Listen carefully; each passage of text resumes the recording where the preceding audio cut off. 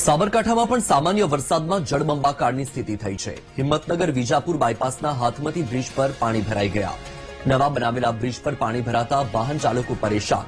કરોડોના ખર્ચે બનાવેલા બ્રિજ પર સામાન્ય વરસાદે જ પાણી ભરાઈ ગયા। હાથમતી બ્રિજ પર પાણી ભરાતા સ્થાનિકોમાં તંત્ર સામે રોષ છે।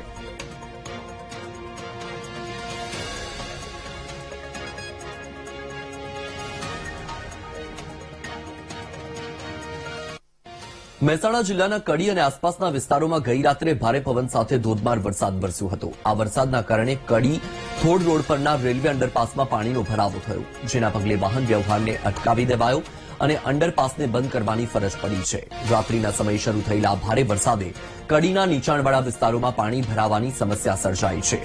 ખાસ કરીને રેલવે અંડરપાસમાં પાણીનો ભરાવો એટલો વધી ગયો કે વાહનોની અવરજવર અશક્ય બની।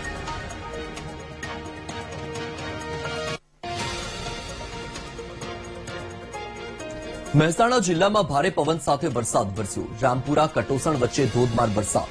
રેલવે લાઇન ઉપર વરસાદી પાણી ફરી વળ્યું। ખાનગી કંપનીની રેલવે લાઇન પર પાણી ભરાઈ ગયું।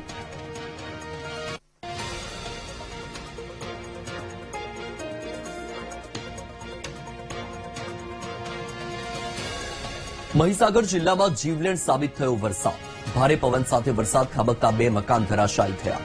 મકાન ધરાશાયી થતા ઘરના કાટમાળમાં દબાયો પરિવાર। મકાનના કાટમાળ નીચે દટાઈ જતા એક વ્યક્તિનું મોત થયું છે। ખાનપુર તાલુકાના ભાદરોડ ગામમાં દુર્ઘટના બની।